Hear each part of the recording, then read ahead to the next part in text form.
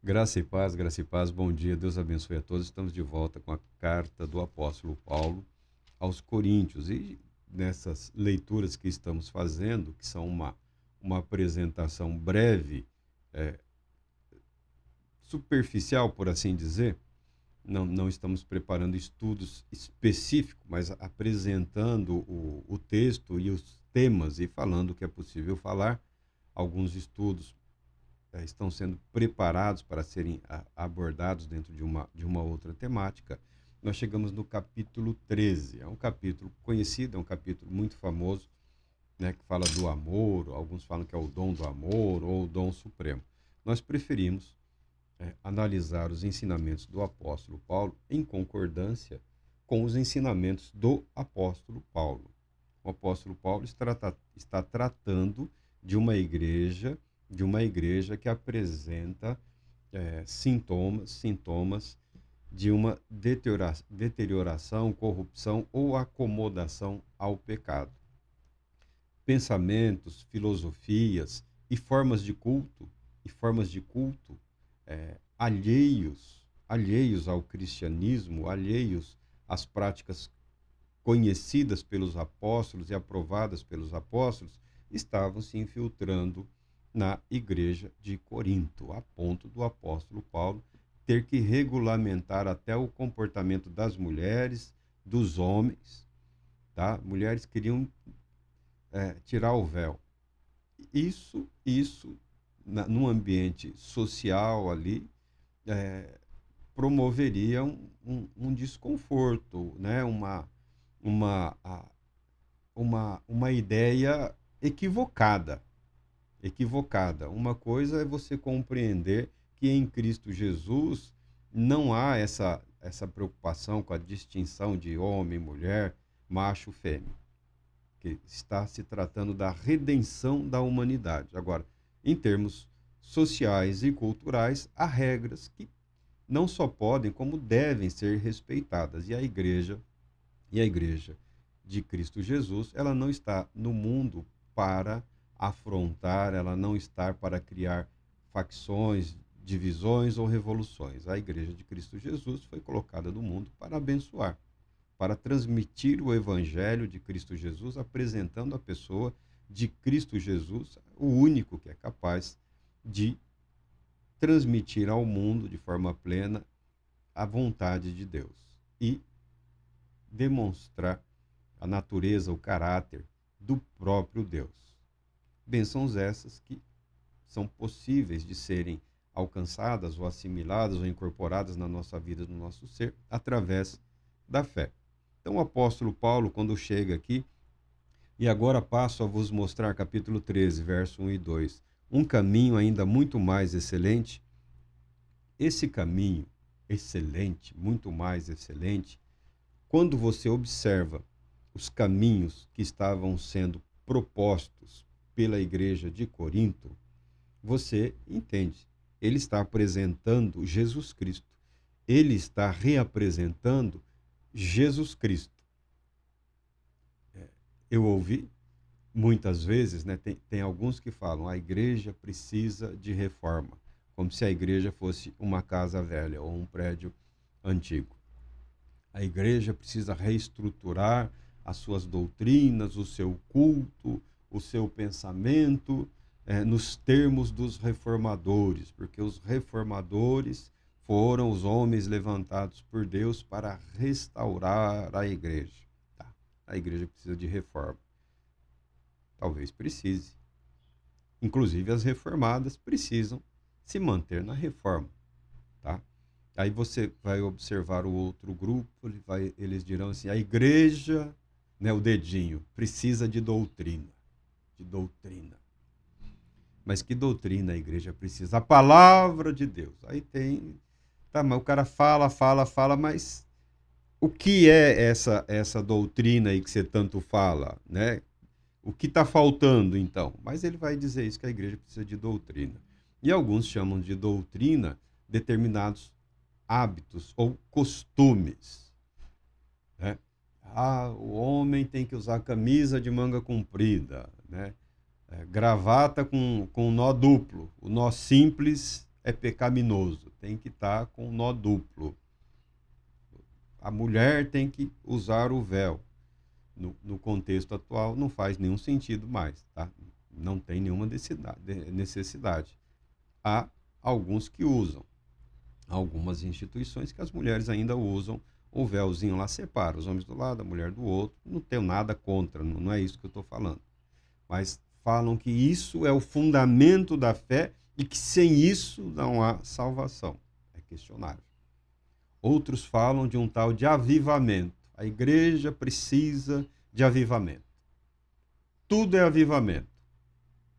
Qualquer coisinha é avivamento. Precisamos de avivamento, vamos orar pelo avivamento, vamos clamar, vamos jejuar, vamos chorar para que Deus envie o tal do avivamento.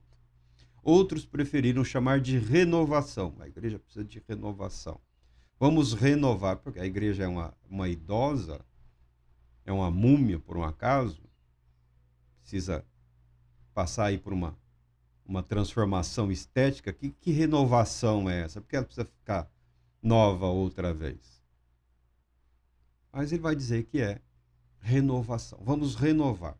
O sujeito já está lá, prestes a desencarnar, e está falando de renovação, avivamento. Outros dirão que faltam dons apostólicos. Outros dirão que faltam milagres, que falta poder, que falta isso, que falta aquilo.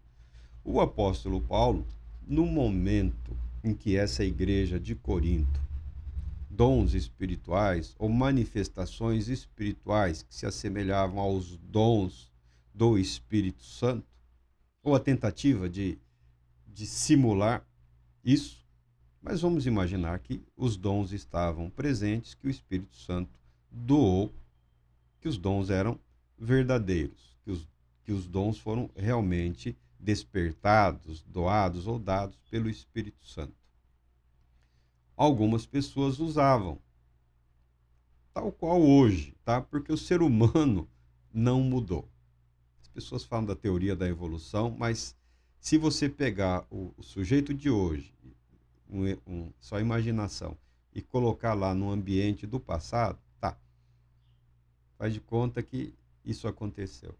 Não mudou nada. Você pega um de lá e traz para cá, não dá um mês, o sujeito está completamente adaptado. Ele pode sentir falta de alguém ou de alguma coisa, tal qual o de hoje no passado e o do passado hoje, mas via de regra se adaptarão. A necessidade de sobrevivência fará com que a pessoa se adapte. E em pouco tempo você perceberá que o ser humano é o mesmo, a natureza é a mesma, o sujeito se adapta e vive naquilo que convém. Algumas pessoas, então, estavam usando dons espirituais, no caso, porque tem aqueles que haviam adotado o pecado, dizendo que vivia na graça, né? Pecado grotesco, condenado até pelos mundanos, né? Pelos mais depravados, era condenado, e o sujeito ali, né? na comunhão, na graça, lá liderando um grupinho dos que queriam viver com a esposa ou com a viúva do papai. Tá? Coisas assustadoras, coisas terríveis. Única e exclusivamente lá naquela igreja, queira Deus que fosse assim. Queira Deus que todos esses pecados, o sujeito lá estava se comportando como o sacerdote do culto feminino, né, o sagrado feminino, com véuzinho, parecendo uma donzela no púlpito, pregando na igreja lá. Paulo fala, o homem não pode cobrir a cabeça. Ele não está preocupado com chapéu, boné ou essas coisas. Ele está dizendo que o homem não pode usar o véu feminino. É só isso, é simples. Por quê? Porque o afetado lá era alguém que provavelmente veio do culto ao sagrado feminino, e lá o sacerdote se comportava como se fosse uma donzela, porque donzela é um dos nomes dessa entidade do culto ao feminino, da prostituição sexual. Então tudo tem uma explicação simples e muitas vezes causa um impacto você está vivendo no seu ambiente social, com seus valores culturais, com a moralidade A pessoa pode não ser a mais santa do mundo, mas nós temos critérios, nós temos valores. Aí você pega a Bíblia, você lê o que o apóstolo está falando. Fala, meu Deus do céu, como foi que isso pôde acontecer? Aconteceu. E se não tomamos cuidado, acontece também nos nossos dias. Queira Deus que tivesse sido só em Corinto, mas não foi. Então, em meio a tudo isso, pessoas tentando justificar o erro, o pecado, né? Ah, mas eu profetizo, né? O casal de adúltero lá, mas nós oramos em línguas estranhas, né? Você nunca ouviu falar disso, né? Você nunca ouviu, né? Você nunca ouviu falar, né? É como se eu tivesse, tá? Mas sejamos francos. Era isso. A pessoa usando a posse de um dom espiritual para justificar o comportamento grosseiro e pecaminoso, né? O sujeito estava enraizado no pecado, estava comprometido com o pecado, a ponto de corromper o propósito de um dom espiritual, como muitos corrompem os seus ministérios nos dias de hoje. Corrompem. Isso é fato. Mas não pode e não será motivo nem justificativa para que outros os imitem. Porque em Deus, em Cristo Jesus, seguindo o exemplo do apóstolo Paulo, nós não temos o direito de dizer assim, não há esperança para ele em Deus. Não há esperança para ela em Cristo Jesus. Essa pessoa, aquela pessoa, esta igreja, aquele ministro, aquele sacerdote, aquela religiosa. Não, acabou, não há mais esperança, estão condenados. Nós não temos esse direito. Nenhum cristão tem o direito de antecipar o juízo final, tá? Pertence a Deus, pertence a Cristo e não a nós. O apóstolo Paulo, agindo no propósito, no caráter de revelar a Cristo Jesus, quando ele fala do caminho ainda mais excelente para uma igreja dividida, fraturada, machucada, contaminada pelo pecado, ministros, as pessoas responsáveis pelo ensino, pelo culto, pela preservação da verdade, comprometidos com o pecado, qual é o caminho sobremodo excelente? Qual é o caminho mais excelente? Qual é a cura para aquela igreja? Qual é a cura para a igreja de Cristo Jesus? Qual é a cura para as igrejas que nós vemos hoje aí desmoronando, ainda que possuam belas construções, ainda que estejam à testa aí de universidades, instituições filantrópicas, ainda que estejam funcionando, que ainda tenham uma membresia, se comprometeram com o pecado. Ponto. Se comprometeram pelo pecado e a Bíblia fala por quê. O amor ao dinheiro é a raiz de todos os males, porque é um financiamento bilionário. Não adianta falar que os evangélicos não aderiram, porque aderiram também, tá? É um ministério que visa atender às necessidades deste grupo ou daquele grupo. Tá, você pode falar isso para justificar. Você pode falar isso para tentar se convencer. Agora, se você vai convencer Deus, aí é outra coisa. Se você vai convencer Jesus Cristo ou o Espírito Santo, porque nós sabemos, se eu estou sabendo, as pessoas estão sabendo, tem um dinheirinho aí chegando, tem um financiamento, né? A igreja que se adequa às políticas públicas recebe um financiamento público.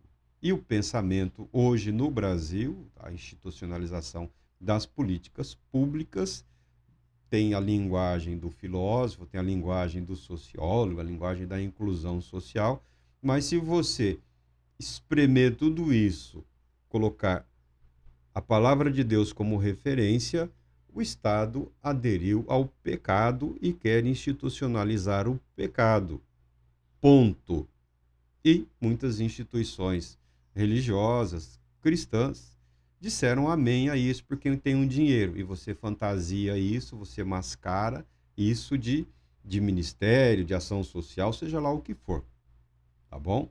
Mas na prática, a igreja de Corinto está aí, no mundo todo, no Brasil todo, em toda a parte. Alguém está sustentando, alguém está financiando. Não, mas nós podemos salvar. A igreja não salva, a igreja recepciona os salvos. Quem salva é Jesus Cristo. A obra de salvação é realizada, operacionalizada pelo Espírito Santo. Qual é a solução? Qual é a cura? É o avivamento? É a reforma? É o poder? É a renovação? É a doutrina? É o sábado? É o domingo? Qual é a cura para a igreja de Corinto? É aceitar o pecado, conviver com ele? Paulo diz não. A cura é Jesus Cristo. É Jesus Cristo. É Jesus Cristo. Jesus Cristo é a cura para um mundo doente, ferido, escravizado pelo pecado.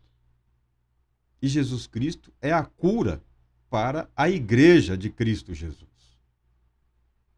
Não é o método, não é o modelo, não é o sistema de governo, não são os dons espirituais, não é o poder, não é o dinheiro. A cura para a igreja é Jesus Cristo. Esse é o caminho que o apóstolo Paulo está apresentando aqui. Não é a questão de irmão amorzinho.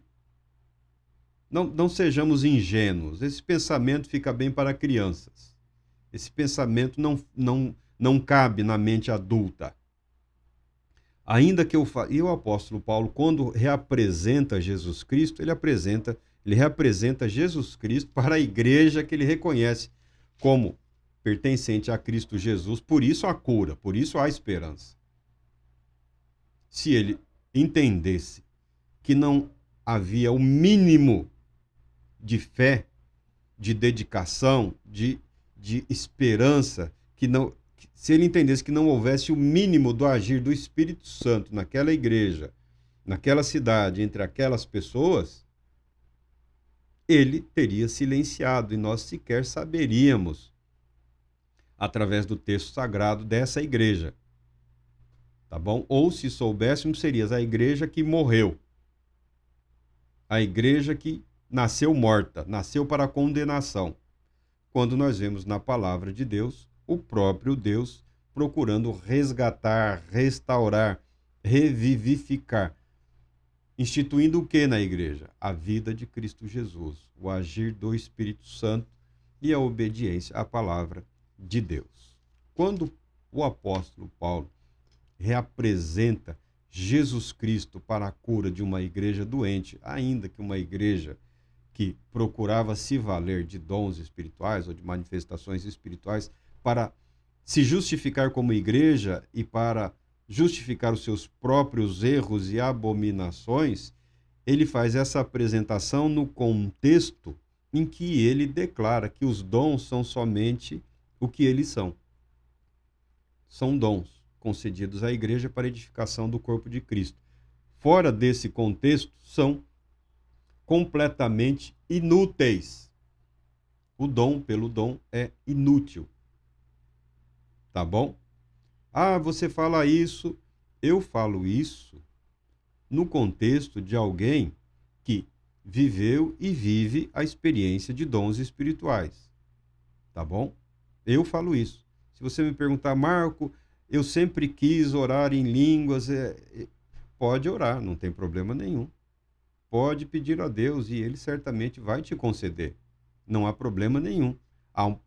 O que você precisa fazer é estudar. O que você não vê hoje nas igrejas que aceitam e que propagam com uma ênfase incrível isso, o que você não vê é uma preocupação em adequar o uso dos dons ou as manifestações espirituais à palavra de Deus. Se eu não soubesse do que se trata, se eu não tivesse vivido, se eu não vivesse, você poderia me afrontar. Por isso eu rejeito, por isso eu não aceito. Ah, o reverendo é um homem de Deus. O reverendo é o reverendo, ele é um homem como todo e qualquer homem. Ele não é a palavra de Deus na terra. Se ele não viveu, eu não considero isso fatal. Dons espirituais, porque não dizem respeito à eternidade. São ferramentas, instrumentos que Deus concede aos seus. Até mesmo nessa igreja que eles têm, não pode falar em língua. Não vejo problema nenhum. Posso ir, sentar, ouvir e não preciso falar em língua o tempo todo. E nem sempre há necessidade de se falar em línguas na igreja, no culto. Paulo que regulamenta isso. Tá? Paulo é que regulamenta isso. Se as pessoas não virem como Paulo instruiu, é problema dessas igrejas. Agora, o que ele não viveu, o que ele não experimentou, o que ele não tem domínio, ele devia simplesmente ficar em silêncio. Porque mesmo nas igrejas em que não há liberdade para esta ação do Espírito Santo no tocante a determinados dons, é óbvio a presença de dons na vida dessas igrejas. Porque se não for o Espírito Santo que está agindo nessas vidas, através dessas vidas, se o que é feito, se o que é realizado, se o que é declarado, a pregação, a oração, o ensino, a orientação, se não tem a presença e a direção do Espírito Santo, não é igreja, é qualquer outra coisa, é clubinho, é clubinho. Eu reconheço como igreja. Paulo reconhece Corinto como igreja. Algumas coisas que eu vejo aí, eu falo, mas isso aí é uma doença, isso daí não é uma manifestação do Espírito Santo. Isso é um estado mental deprimente, isso é uma condição espiritual desesperadora. Você está vendo na internet aí fora o circo ou a palhaçada, são igrejas doentes, pessoas aflitas, desesperadas, tá? Querendo viver uma comunhão, uma devoção fora do contexto da realidade em que isso pode ser apresentado. Então, Paulo passa a falar, nós temos esse ensinamento com o apóstolo Paulo, Pedro reduz tudo a dois dons, a duas manifestações, a duas áreas. O apóstolo Paulo passa a apresentar os dons sem Jesus Cristo, sem a submissão a Cristo, sem a orientação, sem a direção do Espírito Santo, como eles são. Inúteis.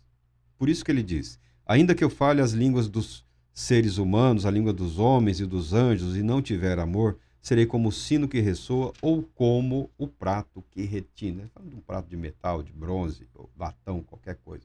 Só barulho. Barulho não impressiona os céus. Barulho não intimida o diabo. O diabo não tem medo de profecia. O diabo não tem medo de línguas, de falar em línguas, tá bom? O diabo não tem medo de operação de milagres. O milagre não tem medo de grupinhos de santidade.